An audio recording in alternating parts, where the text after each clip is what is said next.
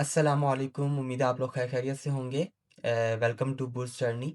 आज की हम इस वीडियो में बात करेंगे कि आप लोग यॉस एग्ज़ाम जो है वो कैसे दे सकते हैं, कहाँ पे दे सकते हैं, उसकी कितनी फ़ीस है, उसका क्या फ़ायदा होगा। इन सब चीज़ों को, इन सब एस्पेक्ट्स को आज हम इस वीडियो में कवर करने की कोशिश करेंगे। तो चलिए स्टार्ट करते हैं। सबसे पहले यॉस एग्ज़ाम होता क्या है? इसकी एब्रिविएशन मैं पहले भी काफ़ी वीडियोज़ में जो है वो बता चुका हूँ। याबांजी और एनजी सिनाव। याबांजी फ़ॉरेन को कहते हैं और एनजी स्टूडेंट को और सिनाव एग्ज़ाम को कहते हैं। याबांजी और एनजी सिनाव यानी कि फ़ॉरेन स्टूडेंट एग्ज़ाम। अगर आप एक फ़ॉरेनर हैं पार्डन, और यहाँ पर आप जो है वो स्टडी करना चाहते हैं तो आपको ये यॉस का एग्ज़ाम जो है वो देना होगा। अब यॉस एग्ज़ाम जो है वो कौन दे सकता है? तो हाई स्कूल के स्टूडेंट्स जिन्होंने अपनी 11th ग्रेड कंप्लीट कर लिया है, 12th में हैं या 12th भी कंप्लीट कर लिया है और हाई स्कूल से यानी अपने एफएससी से फ्री हो चुके हैं, वो लोग इस एग्ज़ाम को जो है वो दे सकते हैं। इस एग्ज़ाम का मकसद क्या है? तो ये एग्ज़ाम आपका जो टर्किश स्टेट यूनिवर्सिटीज़ हैं, यानी कि टर्की की जो पब्लिक यूनिवर्सिटीज़ हैं, उसमें आपको एडमिशन देने में हेल्पफुल होता है। अब वो कैसे होता है, वो आपको मैं एक्सप्लेन या डिटेल के साथ जो है मैं आपको गाइड करता हूँ।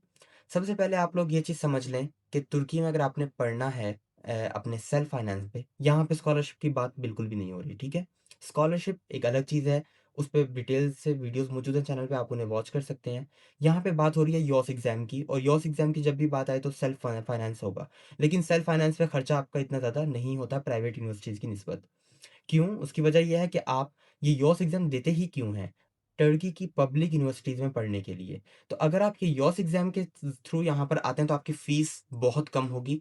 पाकिस्तान की जो एवरेज यूनिवर्सिटीज़ की फ़ीस होती है उससे भी काफ़ी कम फ़ी में आप यहाँ पे पढ़ सकते हैं।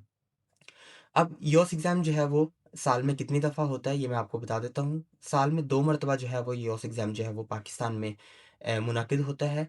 ओएसवाईएम के नाम से एक इदारा है, ओसीएमए कहते हैं तुर्किश में उसको। और वो इदारा जो है ये एग्ज़ाम कंडक्ट करता है। पहले क्या होता था, आज से तकरीबन 3 साल पहले तक, 2023 में ये सिस्टम चेंज हुआ है। 2023 से पहले तक ये होता था कि हर जो पब्लिक यूनिवर्सिटी होती थी ना, गवर्नमेंट यूनिवर्सिटी होती थी, वो अपना-अपना एग्ज़ाम, अपना-अपना यॉस एग्ज़ाम लिया करती थी। मिसाल के तौर पे इस्तांबुल यूनिवर्सिटी है तो वो अपना एक एग्ज़ाम लिया करती थी। मीतो है जिसे हम ओतू भी कहते हैं, middle east technical university Ankara में, वो अपना यॉस एग्ज़ाम लिया करती थी। इसी तरह हर यूनिवर्सिटी का अपना-अपना यॉस एग्ज़ाम हुआ करता था, और वो हर कंट्री में वैसे ही नहीं होता था, ऑब्वियसली पॉसिबल भी नहीं है ऐसा करना। तो इसलिए वो वाला जो तरीका है वो 2023 में फ़िनिश कर दिया, ख़त्म कर दिया गया और इसे नेशनलाइज़ कर दिया गया। यानी कि ओसीएमए जो इदारा है तुर्की का, वो अब ये यॉस एग्ज़ाम लेता है। तकरीबन दुनिया की 100 से ज़्यादा मुल्कों में जो है वो इनके डेलीगेट्स जो हैं वो जाते हैं और फिज़िकली साल में 2 मर्तबा ये एग्ज़ाम लेते हैं।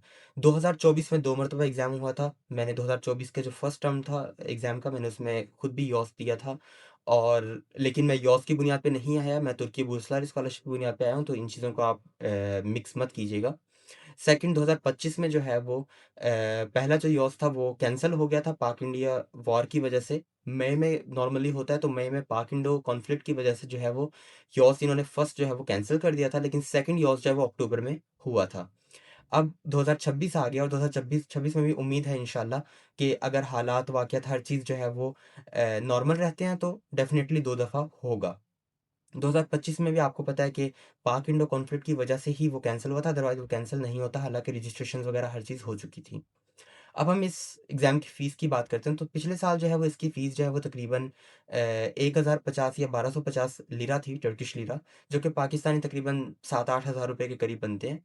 पीकेआर में बात करूँ तो 7-8 हज़ार पीकेआर बनते हैं, जो कि अप्रॉक्सिमेटली 25 और $30 होते हैं आपके। और ये फ़ी आप जो है master card, visa card, bank card के साथ ईज़िली पे कर सकते हैं।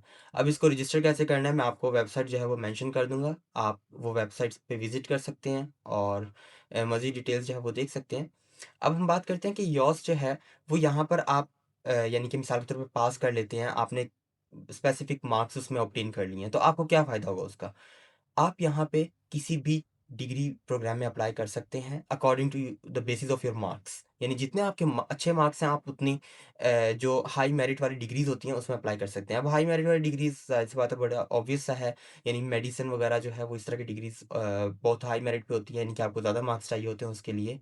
और जो आर्ट्स के प्रोग्राम हैं या कंप्यूटर साइंसेज़ के प्रोग्राम्स हैं, वो उनके लिए कम मार्क्स भी चल जाते हैं।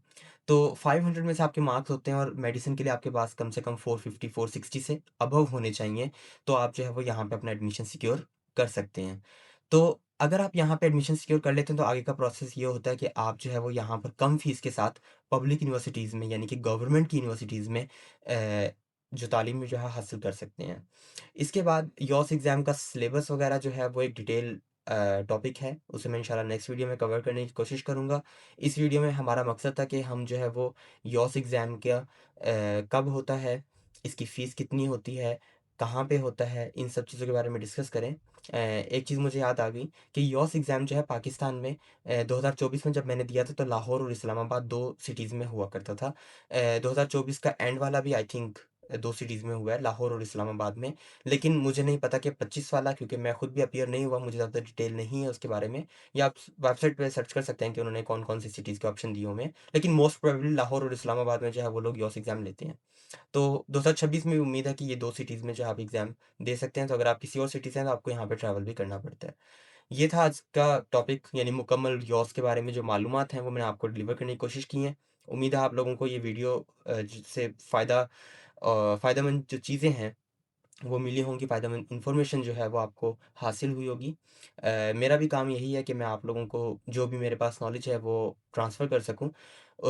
मुझे दुआ में याद रखिएगा, अपना भी ख़्याल रखिएगा और अल्लाह ताला हम सब का हामी नासिर हो। अल्लाह हाफ़िज़।